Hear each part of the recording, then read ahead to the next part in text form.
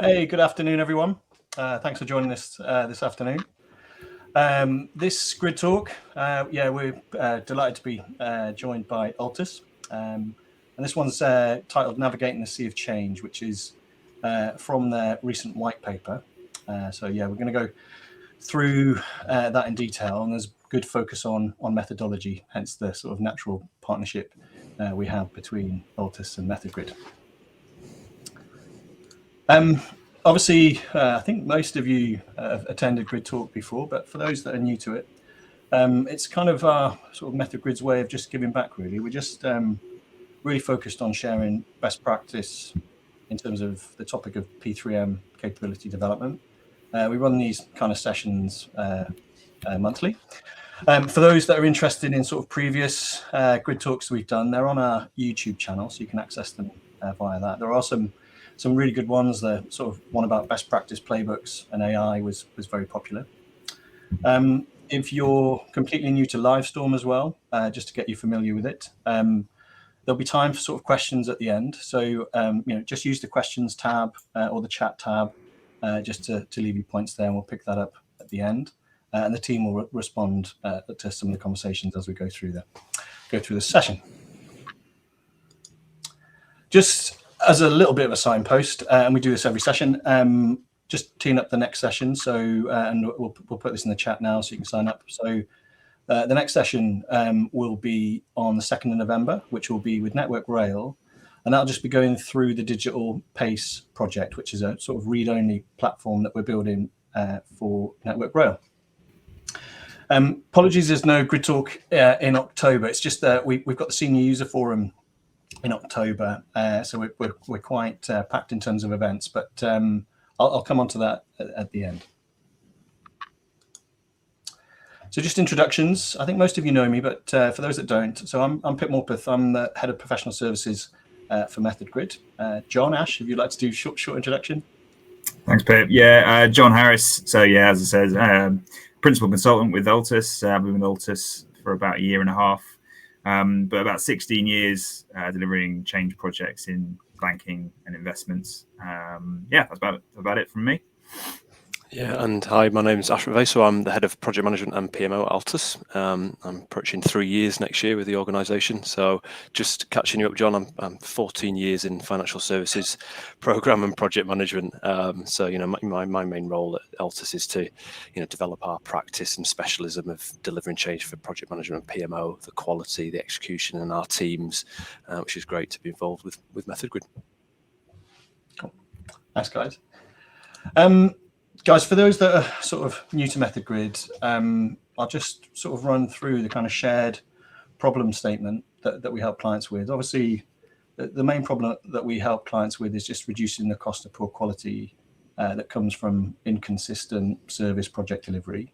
There's both the kind of cost, the financial impact of that, and the human cost. I'm sure if you've all worked in project delivery or professional services, points 1 to 8 will resonate, some more than others.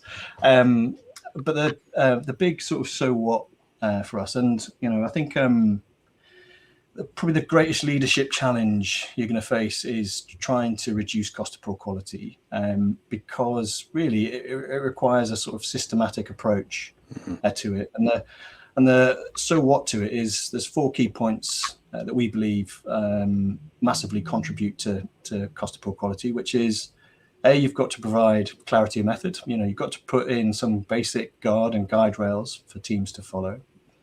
I think everyone knows that you can have the best method in the world, but if you feel like it just sits on the shelf and doesn't get used, that's the biggest problem that people suffer with in terms of sort of building adoption for compliance. So compliance is key. Two aspects, obviously you want to be able to track and measure that people are following it, tailoring it, and using it properly. But I think also you kind of have to recognize that for people to want to be compliant, want to follow it, they have to take sort of a degree of ownership and feel that they can tailor it and right size it to their particular project. 3 is, I think everyone knows, you've got to have fantastic people. You've got to make sure that, you provide the basics in terms of role, competency, grades, career path. But also, you've got to make sure that they've got the training the learning and assets they need to help, so that they can effectively apply the method in practice. And also aid their collaboration. If we want to help them improve ways of working, be innovative, develop smart ways of working, we've got to ensure that we put the right things in place that allow them to collaborate and improve and do that. I'd say those three things are kind of what are in your gift to control risk. Those three, if you do a really good job, you'll reduce your residual risk of failure. But naturally, working in delivery or working in kind of any human-centric, knowledge-based processes always have, a high degree of residual risk. Hence why we have audit and assurance. And the key bit is just making sure people are aware of what they need to meet in terms of what the standards are, and also that audit and assurance are actually integrated into the delivery team. Sort of how we sort of method grid for those that have never used the platform.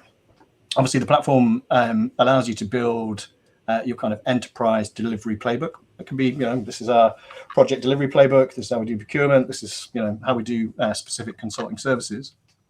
But the real trick we learned was, being able to clone that playbook so you can create project-specific instances, and that's what you can then tailor that playbook for the particular scope of the project. Sit down with the client, make sure it's right-sized for them, and that was the kind of human compliance factor, allowing people to take ownership of it and right-sizing it and taking ownership of it. Obviously, once you've got the playbook and teams are using it to aid delivery, you can then benefit from the assurance. People can track evidence, track things that have been completed. We've introduced stage gates. And I think the final point is probably the hardest, and I think we all know how hard it is, but now that you're using your method for delivery, you can then learn about, okay, well, how could we improve that master playbook?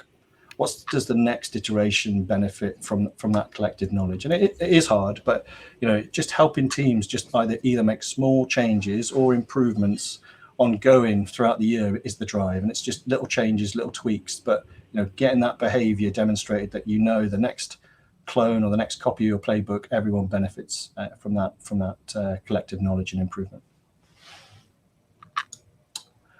John, probably over to you for a sort of quick overview for Altus. Yeah, sure thing. So, Altus, we're a financial services focused consultancy. We were founded in 2005 in Bath. And a couple of years ago, we were actually acquired by Equisoft, who are a global provider of insurance, investment, digital solutions, who are actually based out in Montreal. We've got sort of several sort of key domains that we cover, which is insurance, investments, life and pensions, banking, wealth, and obviously Ash and myself within program delivery. And I guess, within program delivery, our core focus really is around change strategy, program delivery services, and now obviously our Apex delivery methodology as well, which underpins all of our services. And I think across all of those domains, we are very focused on sort of strategy, ops, tech, and regulation, and a lot of that is backed by our sort of industry models such as Peak, which has been developed over, as I say, sort of the last sort of 16, 17 years. That's probably us in a nutshell, I would say, Pip. Cool.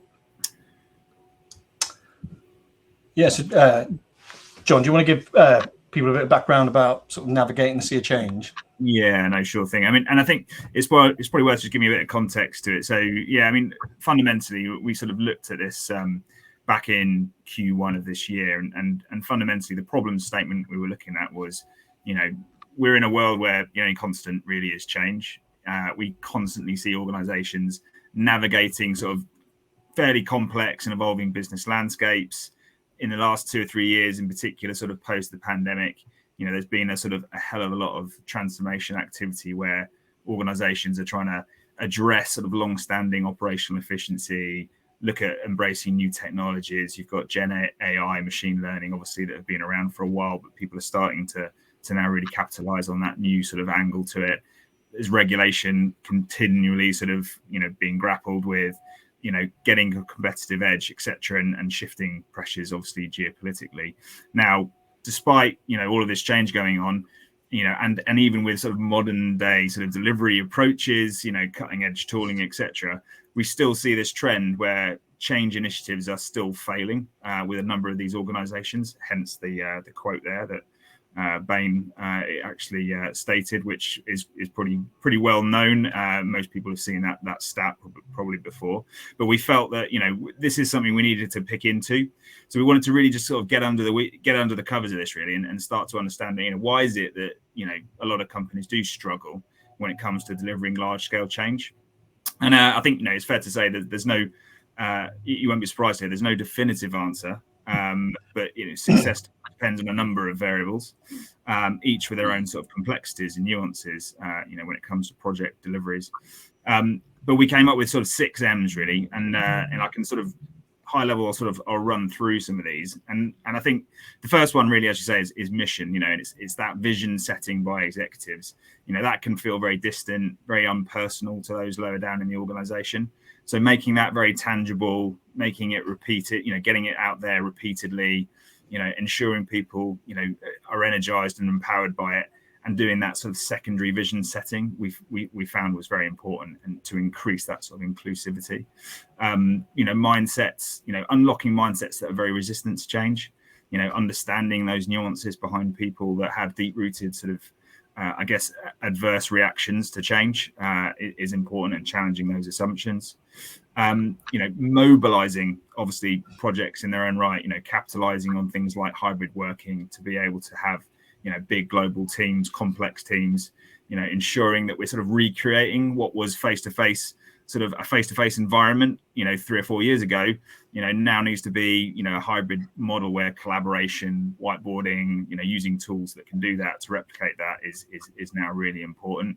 And therefore adapting our delivery methodologies to make the most of that model is increasingly important. And it also means that you can capitalize on knowledge shortfalls and so forth. That really is where kind of methodologies start to become really strong, when you've got that baked in knowledge. Monitoring, we talk about this a lot, particularly within our digital practice. This is about leveraging data. Now, data is nothing if you can't turn it into information.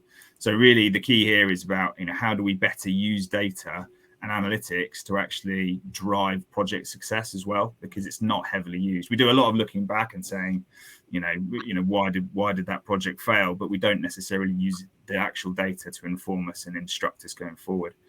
And then motivation. What is it that actually empowers people to go on and make that change? We need leaders to sort of discuss why change needs to happen. What is the benefit to you as a person within an organization? And last but no means least, methodology. And obviously, Altus, by as you can imagine, as a consultancy, we love methodologies, and we have our own one called Apex. And we've seen though that many organizations where they do have these, they've failed to sort of keep up with the speed of change as well. Change methodologies need to be changeable by their own nature. They need to be able to realize value of the actual transformation projects that they're actually supporting. And I think what we've seen a lot of is where these methodologies, they're not equally capable or equally supporting kind of a big digital transformation. So you'll have these projects that are getting rid of paper, they're improving processes, they're revamping platforms, but they don't actually have a change tool that's equally capable of keeping up with that kind of level of digital transformation. So that creates quite a big gap between what the execs sort of vision on return of investment is versus what practically the change teams can actually deliver on the ground. So I think it's probably worth coming to the next slide actually, because we're going to talk about that in a little bit more detail actually, because methodology is where obviously method grids sort of really comes into the equation. John, just in terms of the paper, I mean, obviously you guys are FS focused, but this, I think you probably argue it probably applicable to most sectors, some of the findings in the report. Yeah, I think there's massive sort of commonality with most industries, I would say, with a lot of these challenges. Everyone is going through the same kind of pressure in terms of continually reinventing the business, continually looking at angles to kind of get a competitive edge. A lot of different kind of levels of regulation in different industries. All of these things create a sort of as you say, a perfect storm of kind of conditions that have to be overcome. And if everyone's not on the same page, has the same understanding when they join big transformation projects, you're gonna have a challenge. You're gonna unravel depending on that, the kind of maturity of that methodology. So it's certainly, I think, transferable across different industry experiences. Yeah. For those that are on the call, I think hopefully Tom's put the link to the white paper, so you can download it there. Definitely recommended read. So moving to probably for the method grids Altus piece, which is where we started our conversation, which was sort of methodology. Yeah, John, do you want to go yeah, through sure thing. Our strapline here was all ship shape or lost at sea, and Pip, we were talking about this obviously before the meeting actually started, and I think this kind of encapsulates a lot of the scenarios we've seen where you go into a big change project, or you're the potentially even the author of that project from the scratch, and what you'll find is several months in, there's people who really understand the project, and they tend to be the core change team potentially, and in not every case the core change team, but often as you get more peripheral and potentially even you go out to sort of the the vendors, etc., they're not necessarily on the same page. They don't know the direction of travel. They don't have the same buy-in to that methodology. So you tend to find those guys, they're the ones that are sort of lost at sea, as it were. I think it's a great strapline. I think it just can, if you don't put something in place, it's kind of just naturally probably how people feel, especially the right down to the individual level. It can be teams that are lost at sea, but right down to that individual, like what am I doing, how do I do it, and that can just project delivery is a stressful environment, just naturally by what it is, and I think probably what you have to recognize as leaders is your job is really to try and make that as easy as possible. That feeling of being lost at sea is horrible. I'm sure it's probably, I'm sure most of it, but it's probably destroyed, some early careers just by the fact that, I hated that experience working in the project. Just wasn't fun for me, So I think it is probably important that we support people's career development by putting the right things in place. Definitely. Yeah, that's right. And I think methodologies, they can be taken for granted sometimes, but I think it's sometimes it's worth just sort of recapping on the importance of them, because they're there to increase sort of that implementation effectiveness, give that structured, repeatable process to delivery. They ensure that everyone, as you say, Pip, like who's coming onto the project has the same kind of sheep dip kind of understanding of how to deliver this project for this client, for this scenario, and it if depending on obviously the maturity of your methodology, you can customize it, make it dynamic enough to pivot so that it doesn't become something that just sits on the shelf. And obviously, there are a number of blockers and enablers for that same methodology to be uptaken. And that's kind of where we started getting into the categories on the right-hand side there, which you've got around, the visibility, community, flexibility, and automation. And I think we can delve into those, I think, in a bit more detail. Before we do that, John, I think you mentioned it before, that kind of change now, programs now, it's much more ecosystem. It's internal teams, it's client, it's the suppliers that you're working with, that kind of your definition of the flexible method. It's kind of you can never account for all the different scenarios in any sort of one method that says, how are we going to work with this supplier? How are we going to work with this supplier, deliver this type of solution? All of that kind of variance has to get, managed to be flexible, that teams can react to that type of change. Yeah, absolutely. Yeah. What I'd add as well is, once in my experience of, through the years and delivering change, and coming back to your point, Pip, around getting lost at sea with these big scale projects, if there is a foundation, for teams to work on a methodology and a way of working, it brings the best out of our teams. It allows us to be able to, bring the specialism, and our teams to bring their specialism and their own personal pizzazz to make that change a success, because they've got the foundation of a methodology, a backing, a way of working. And I think that's really strong. It's something to reflect on. Hence what I think one of our pillars there is community and culture. That's where future organisations really do need to consider that to make sure that they're bringing the best out of their people. It's certainly something that we've reflected on internally and what we do in our advisory, elements with our clients as well. So, it's a real key point there, I think, for me. Cool. Yeah, so John, I think if I'll just minimise it, and then maybe we just talk about sort of blockers, enablers to sort of change methodology, visibility. No, absolutely. I mean, and I think I've sort of touched on it briefly, but visibility, a lot of this is around the communication of those methodologies and how they evolve. And I think part of the challenge we see, the blocker really is kind of limiting the take up of that methodology to the change teams. Quite often the wider organizations, they're not really aware of it. As you say, the vendors, contractors, third party sort of organizations involved in these big programs that always are, they will have no awareness of it quite often, or they'll be sent sort of an old deck that's been sitting there for a while and it's got fairly kind of decrepit and it's not being updated. That's not really going to get them that sort of passionate about it. They're not going to necessarily follow it. They haven't probably had it walked through with them.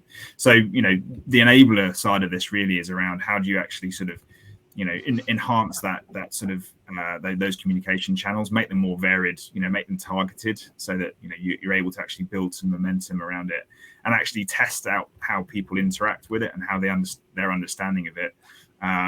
Do it on a smaller scale and start to see how actually applying that methodology works out. So that's a kind of a key action there.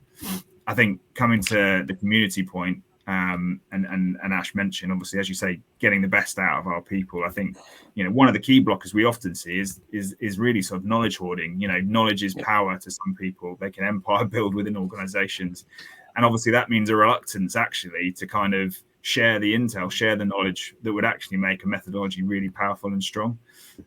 So it's, how do you actually start pulling that information out and stop people becoming sort of almost blockers in their own right by holding on to that information, and part of that is understanding the root causes for that. Why are they holding on to that information? What is it that's stopping them from sharing the wealth? Is kind of part of the battle.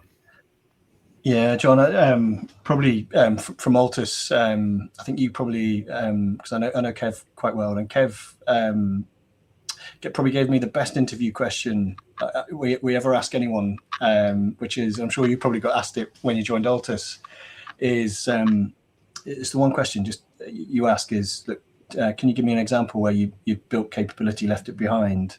To everyone that joins the firm, because you kind of want people to be kind of capability builders. Everyone wants to contribute to IP development, and it's kind of some people are natural at it. They're really confident in themselves. I did this, I built this template. I then trained people. I wanted to make something of it, and I really tried to get everyone to apply to it. Versus someone the ones that are the sort of laptop hoarders won't share. They're not really the people that you would bring into a kind of a firm that kind of wants to share and develop capability with clients. So I think it's making sure you get the right people.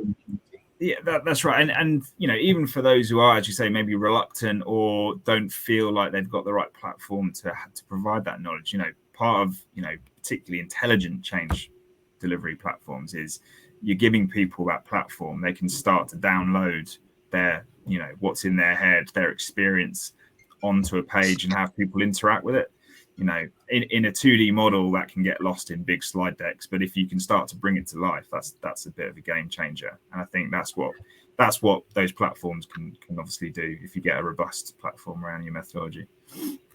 Yeah, I think you mentioned it in the white paper as well. That I think on visibility, just coming back to that, I think a lot of methodologies now, we're not building like single team, like we're not just building, this is the project management approach just for project managers.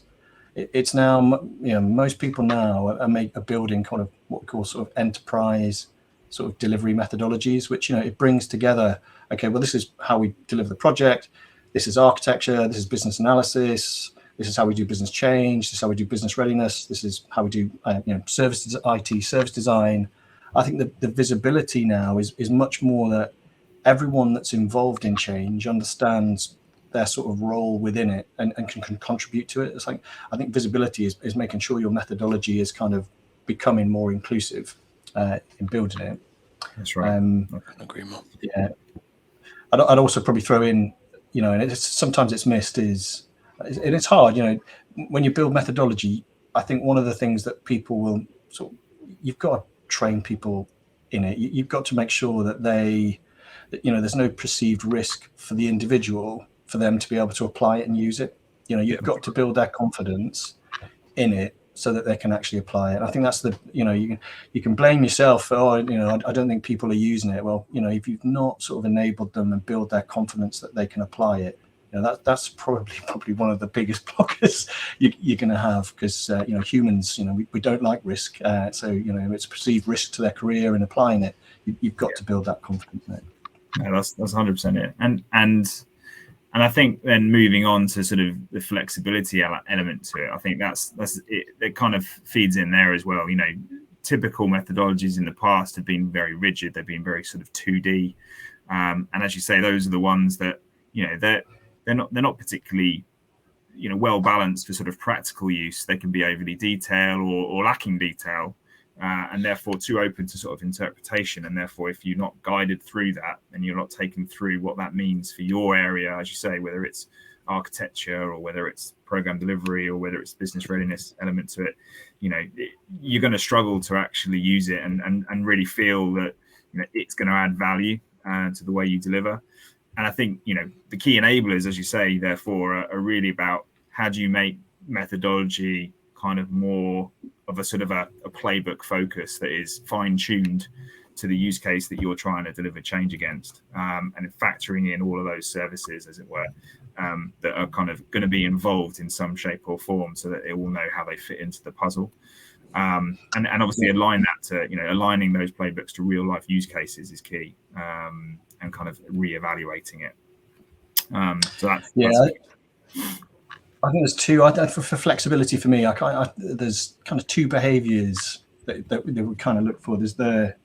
I think that the key one, I think, for people's confidence is making it all inclusive. There's no gaps, in the methodology. It's all inclusive, because I think anyone will find an excuse where, I can't use it because it doesn't do this, So I think there has to be confidence that the method does cover, a broad spectrum of avenues. Otherwise, you kind of get that, I can't use it because it doesn't cover X and it doesn't cover Y. I can't do that. I think the other aspect is, no methodology will ever be 100% meet the requirements of any project.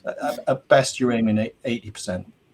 But I think the key bit is that the individuals feel that they can sort of take this endowment effect, that they own it, they tailor it and right size it and fill in the 20%. Say, look, how are we going to deliver it? What does the client need? Make the client feel that they can also tailor that experience so that they get something unique for it. I think those for me are the kind of two flexibility. Don't get caught out by, make it fully inclusive and broad so that there's no gaps, but also making sure that people can take ownership of it, tailor it and right size it. I think that's the biggest one for flexibility for me.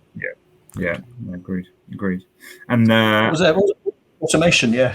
I mean, the final one obviously is of particular interest, I think, here, because as I say, methodologies can be very 2D if you look backwards at kind of the way change has been delivered to date. But going forward, there is a big expectation and kind of almost an assumption now that project tools are sort of quite well integrated. It's not always the case, but having sort of SharePoints, having the likes of Teams, all those kind of tools integrated is becoming more and more expected. But the methodology doesn't always have the same level of integration. So that can be a key blocker in its own right, because you suddenly, if you're not careful, you're highly reliant on IT being the kind of the gatekeeper of any kind of changes to that methodology. If it's a very static kind of static content, static format, it becomes very tactical by nature. So, what is going to be a key enabler really is to make sure that any kind of methodology you're building, has kind of levels of integration. It can be self-serving, and coming back to the flexibility point, it can be customized, to the nuances of that scenario. So that's where automation is going to be, is a key differentiator, I think, for any kind of methodology to get, real wholesale use. Yeah, you called it out. I think the real issue I had, and I had at Capita, is kind of the static content. It's for you to learn or use the methodology, you've got to read, I don't know, 50 SharePoint pages. You've got to then kind of delve around and find, different PowerPoints. It's kind of the cognitive load theory. We're not, unfortunately yet, we're not AI enabled humans. So I think there is a real focus that you have to make it really simple and easy for people to be able to digest methodology.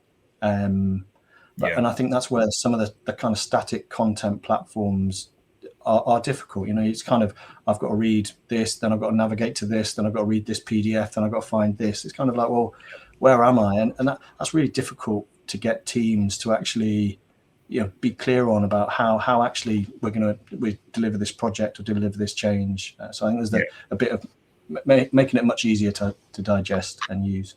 No, 100%. And from experience, what I've seen is, obviously change delivery methodologies and tooling around that.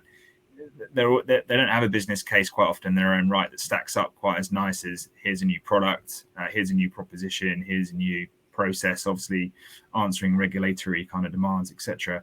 They'll always be pushed to the back. And what will quite often happen is something will shift in the background, and suddenly all of the content that may even be linked to that methodology that's fairly 2D, suddenly you've lost the links, you've lost all that connectivity. Someone's having to try and patch it up again, refresh artifacts, things get lost. And so that methodology gets more and more kind of disused as people start to distrust the content. And I've seen that happen on client side, not too far in the distant past, but it means that you go around it, and the project teams go around it, and funnily enough, everyone starts going off reinventing the wheel again.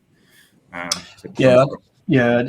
think the moment methodology becomes disconnected from delivery, I think and I think that's the problem with the static. It's kind of method is here, delivery's here, and it's kind of delivery will always take priority, and that will get ignored. I think obviously for those that use MethodGrid, the premise is the balance of trying to make sure that the method is actually integrated as part of the tools you use for delivery. Then it's got much more of a chance of actually helping people use it, definitely. When they need it. Cool. And then I think you've got quite a nice table, I think, that's kind of summarized in the white paper that sort of summarizes the blocks and enables. That's right. Yeah. We've broken those out in the white paper, so people, should have a read through, because I think we touch on a number of those points in there. But it goes into a little bit more detail, obviously, than here. Cool. Okay. Right. Next one, Ash, probably for you, I think, is probably explain Apex in a bit more detail. I think this probably explains the sort of method grid, how it became sort of part of the Altus journey, and sort of the partnership that we've built. Well, there you go. So everyone can see it. So Ash, over to you. So probably just give us a bit more on Apex. Yeah, no problem at all. So Apex really is that's our brand. That's our encapsulated program delivery services brand. So that's where our name comes about. And sitting within Apex is we've got about 12 services. That's everything ranging from project management through to data analysis design, the architecture we've been talking about from a enterprise or technical perspective. Everything then run through to solution design, testing, migration, and implementation. So that's where we started really as Altus. So Apex is our brand. What then are our, within the financial services industry, what are the typical activities that lead to successful change? And that's where we have our 12 services. We then went on a bit of a journey to go, okay, Altus being a financial service consultancy, that true methodology. So what are our approaches? What are those core approaches? Unique techniques, what are the components that go into delivering those? They sit within Apex, and we then took that a bit further. So when program delivery, one of the newer domains within the organization came into reality, we're like, we need a change management framework. So what is that constant, repeatable way and unique way of managing change end to end? So the phasing, the stage gates, the controls, all that good stuff. So that's where we started. And before we had MethodGrid, everything was in PowerPoint. And don't get me wrong, PowerPoint will never go away. Love PowerPoint. I think we all love PowerPoint on this call. But all our core artifacts are in PowerPoint, supported by spreadsheets, supported by links and folder structures, all sorts, everywhere in SharePoint. We need to take it that bit further, because we want to be easy to touch, usability, click at a finger. How do we bring all of that fantastic knowledge and unique approaches, structured way at our fingertips? And that's where we've been on the journey, with Method Grid, and internally we call it our Apex platform, supported by and in partnership with Method Grid, so that we've got it linking back to our brand. That's the journey we're really now on. Our first, probably I would call it, early use case was project management and PMO, because a lot of our deliveries, the whole central spine to our proposition is control, rigor, drive, and that's driven from project management and PMO, and that's being adopted now internally with Altus. So we're using Method Grid to drive our engagements. So we've got at our fingertips everything to expect on mobilizing an engagement right from the start. So what do I need to consider in terms of a program initiation document, which we call our program management plan, your scope, your people, your costs, all the way through to setting up the governance of the meetings, what type of terms of references you'd expect to see, those governance documentation. It's at our team's fingertips now, which is really great as we continue to grow as well as an organization, bringing in our new talent. This is the way that we start a program. This is what we do in the middle. These are the stage gates. So that's one of our early adopters. But the beauty now is it's bigger than that. We've got our 12 services. Altus is more broader. We've got multiple domains. We've now got a real significant internal initiative that John and I are leading. And I think it's fair to say, John, it takes investment. This is a big change for us as an organization, and we've got our eyes open to it, which is brilliant. We're now, building out those services across all of our domains. So how do we ensure we've got a clear approach that's easily slotted into Method Grid? So it's, I think, Pip, I forget what you called it about the, overblowing our brains, but how do we get our approaches easily slotted into Method Grids that's clear, followed by an approach, followed by a process, followed by all the artifacts logged into to Method Grid, which is great.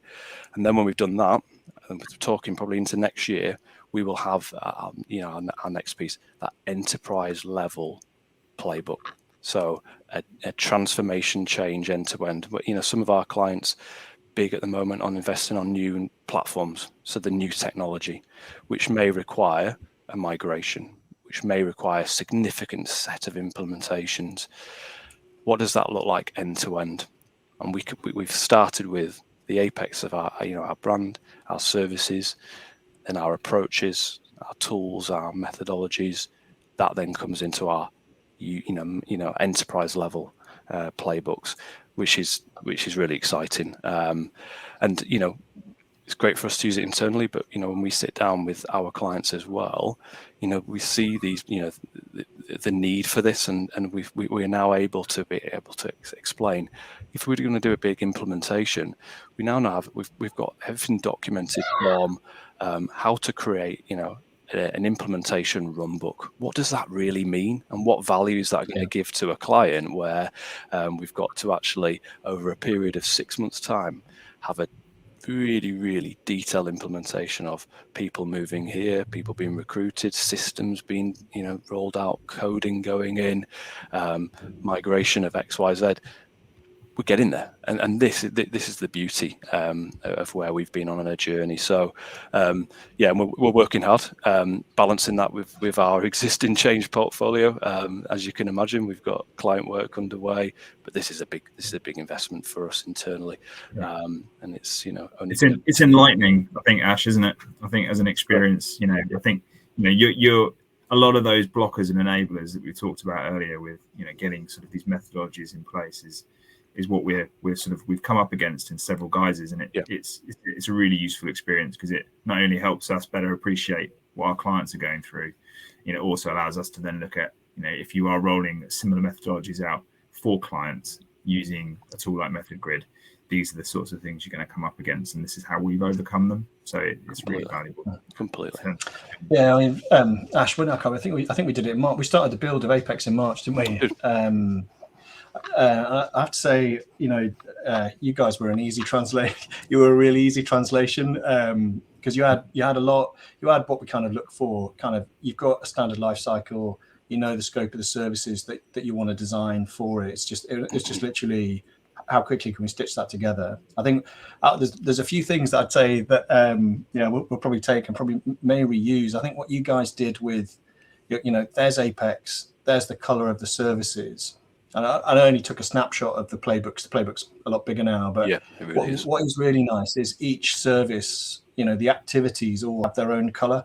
I think that's really, it's from a marketing perspective, it's just really clean. Look, this is Apex, this is the concept, and then look, here's the playbook, and it's just a lovely sort of visual sort of transition into that. Yeah, I think there's also that.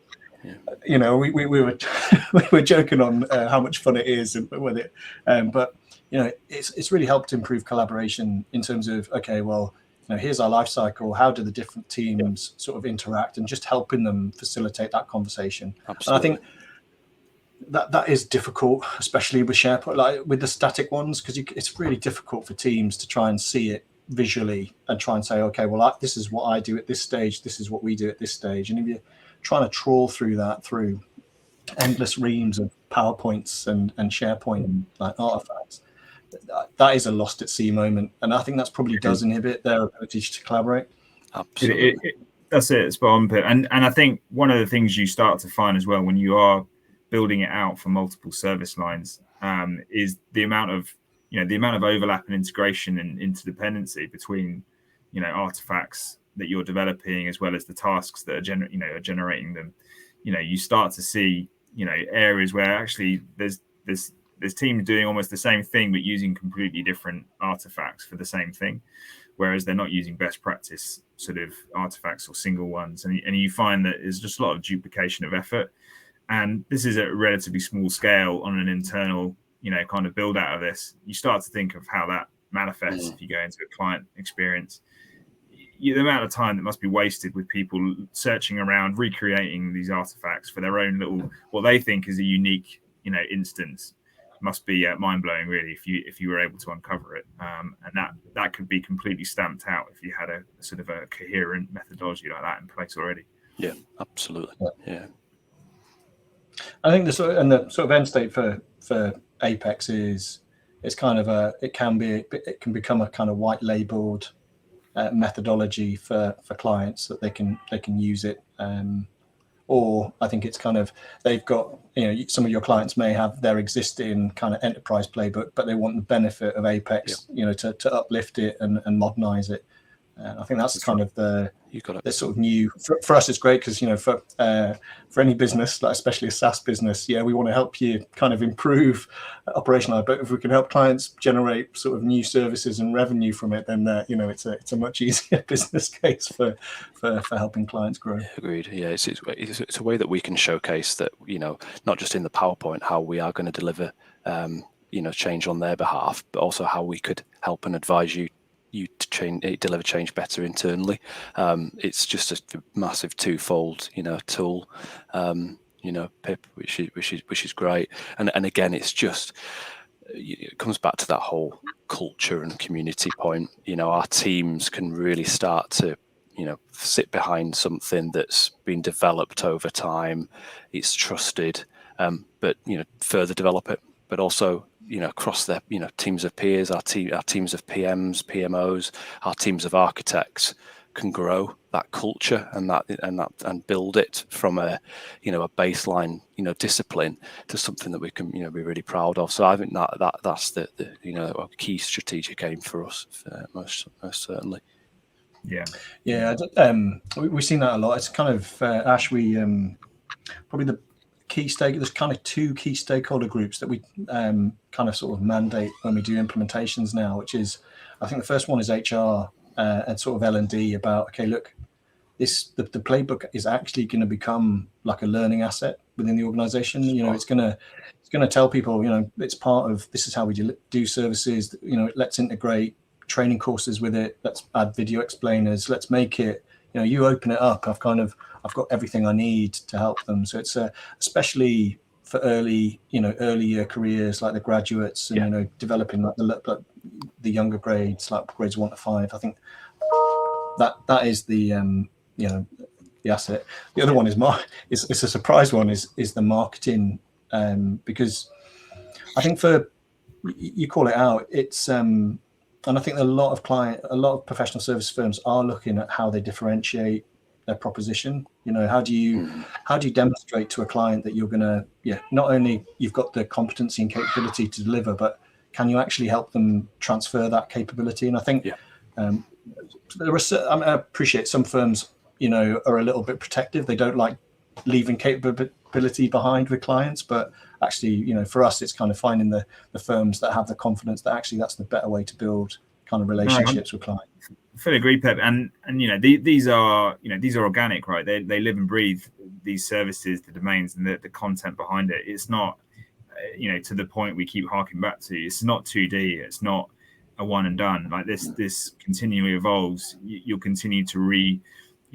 revamp and kind of broaden and deepen the kind of content behind it. There's going to be flavors of each of the kind of, I guess, the services that you'll use for a specific client scenario, and it might require different flavors of the same template. But the trick is making those templates as you say, as consistent and regimented as possible. But if they need to pivot in the same way that the playbook does, then you try and build that in there so that people have got it ready to go. But it's making sure it's organic is the key here, and it lives and breathes. Otherwise, as you say, these things start to get stale. But that's going to be the differentiator. Yeah, no, I think there's kind of the other aspect to kind of playbook is, especially for the ones that are sharing it with clients, is it's the degree of trust that you build. The kind of I think there's trust with the supply chain, like, because you can integrate suppliers with the playbook and say, okay, well, we've never worked with you before, so kind of this is our framework. What do you need? What's your process? And that just makes it a lot easier to integrate with them, but also kind of establish the kind of trust with new suppliers. But then also for the client, giving them access to the playbook and saying, look, this is where we are and this is what we've done. These, we've tailored it for your processes. It's kind of unique to you. We've listened and adapted. Yeah. I think that's probably going to become the kind of norm that clients expect. That kind of that level of customization and engagement. Right? Yeah, I think it makes it very transparent, doesn't it? It makes it a very transparent process. It allows people to see your thought process on paper and what you're planning to do, so they can have an opportunity to kind of influence that if they need to or want to. And you can explain, where you're coming from, I think, right from the start. And then there's no ambiguity, as you say. It just helps build that relationship. Yeah, I think that there is a little bit where, some clients, you've worked with them, they're really strongly sort of passionate about using their own method, and then you've got your kind of consulting method. I think the bit you want to try and facilitate in that conversation is, look, we can very quickly work out how the two sync together by building and tailoring your playbook. And I think that's probably something they're not used to. It's kind of, well actually we want to make it work. Definitely. That's right. Yeah. Cool. Okay. Right. Question time.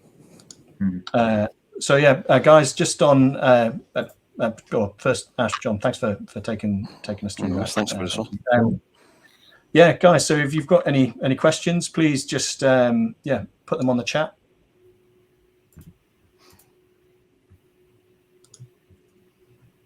Rami, we will be sharing this presentation after the event. Tom will be issuing that out to everyone that joins the event.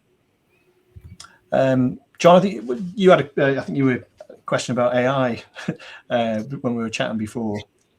I did, yeah. I mean, obviously, it's a hot topic. I think every other article from McKinsey at the moment seems to be about how to use AI in the most efficient way and why it's going to change our lives. But I think, I know Method Grid's exploring using AI for sort of content generation, but do you think you're going to see, new use cases for it, particularly within Method Grid and within, with sort of methodology project management tools like Method Grid? Do you see it having a dynamic impact on it in future from sort of discussions you're having?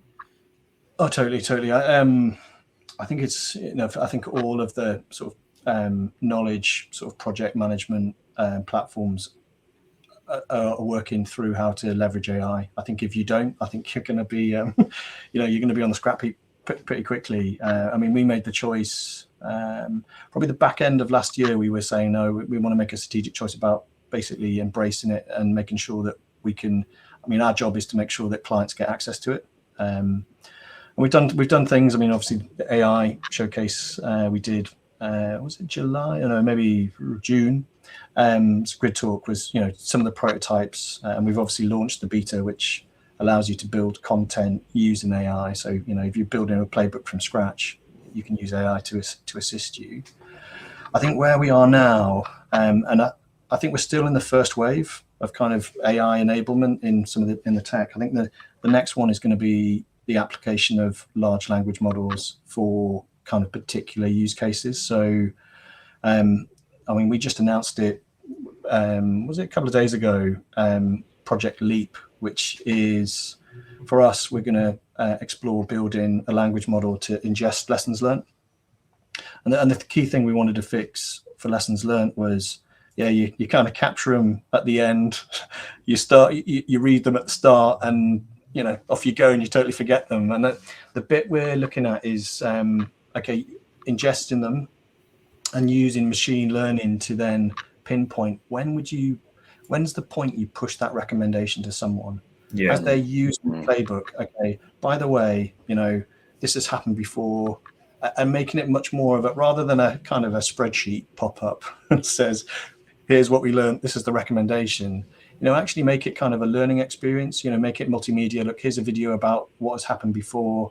This is the recommendation. This is why important. But then also allowing the system to learn. Okay, that was a bad recommendation. So, or it was a great recommendation, and the machine learns from that. And I think we'll see industry building language models with particular use cases. There'll be one that we're seeing it. Some people are building the risk one.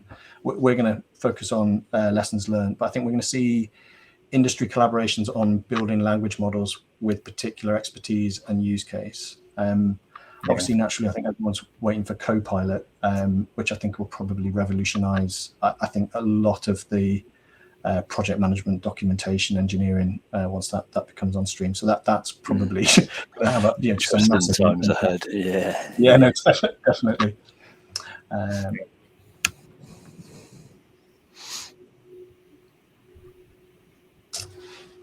So just a question from Mummy. Within AI PM best practice within the financial industry, I'd like to explore additional cases of using Method Grid within business management consultancy. Cool. So I think there's a few sort of use cases we're looking at in terms of broader just PM delivery. Naturally, procurement is a natural sort of area to explore in terms of how you can do procurement guidance, supplier optimization, or just RFP. This kind of bid management and sales playbook, like sales capability. How do you build a PS firm and help uplift consultants, giving them a kind of a sales playbook is also interesting.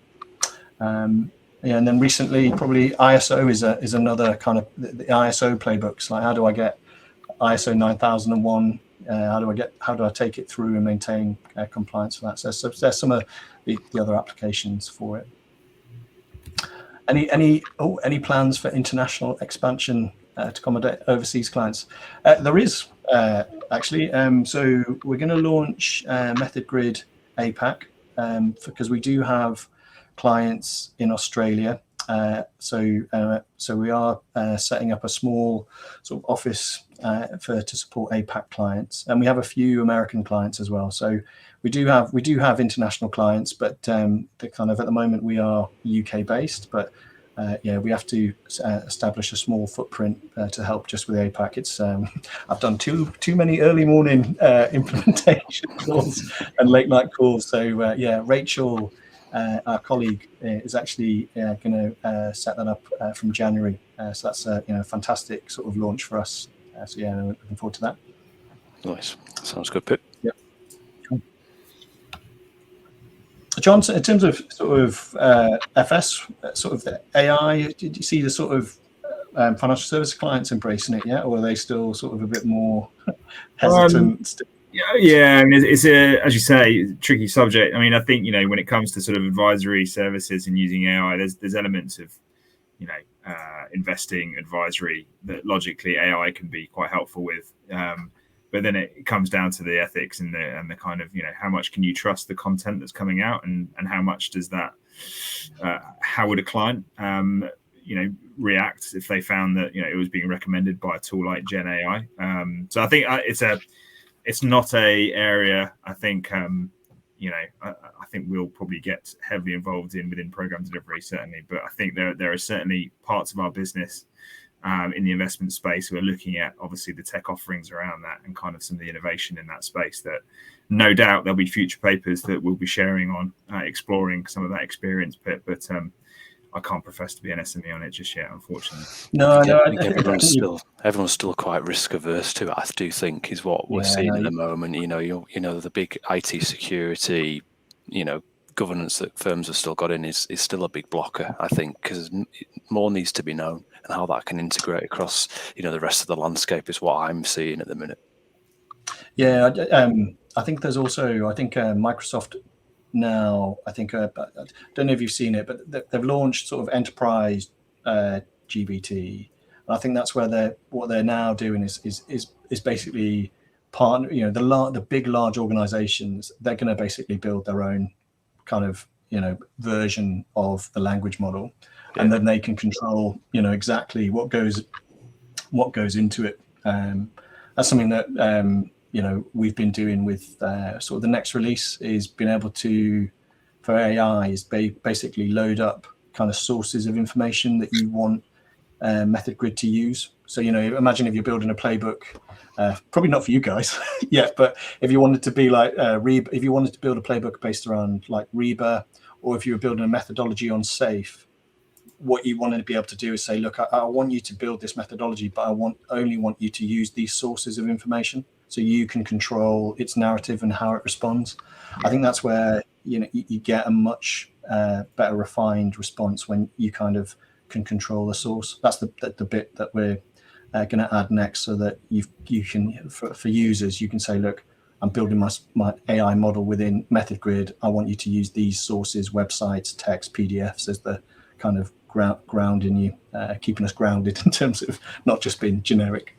Yeah, it's a completely logical step, isn't it? I think, to, as you say, build more trust in the kind of output of it, knowing where it's come from to some extent.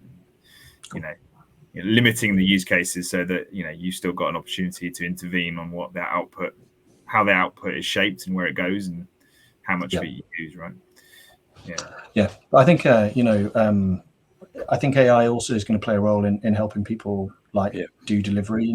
Asking it questions like, how do I do X? How do I do Y in the firm? And it comes back and says, by the way, if you want to be compliant, these are the things that you need to read. And that, I think that'll make it a lot easier for people to actually be effective. Right. I think that's it for questions. So just to wrap up, well, firstly, Ash, John, thank you so much for being with us this afternoon. Really appreciate it. Thank you very much. Thank you very much. Right, so just finally, just a quick reminder, we've got the next GRIDtalk will be with Network Rail, and that'll be focused on how we're digitalizing PACE to provide sort of a read-only grid that will be available to everyone. So that's fantastic project for us. It's going really well. And also, obviously, guys, like I mentioned at the start, we do have our senior user forum. It's on the 19th of October, and it's in Bath. It's unfortunately it's invite-only event because they're always quite it's popular and well thought of, but kind of limited capacity. I think this is probably going to be the last year where we do it in Bath, because I think we're getting too big. So we need to find a bigger location to run the next one next April. But yeah, so it'll be, Arup, TNT Mace, Network Rail, OBU, I think Gleeds as well, and Amy will also be joining us. They've just recently joined us. So if you are interested, I think we do reserve a few spots for available for people. So if you are interested, please drop me a line, and we'll get you an invitation for that. All right, well, 2:00. But guys, as always, thanks for joining us, and look forward to seeing you on the 2nd of November. All right, take care, everyone. Thank you. Cheers, bye.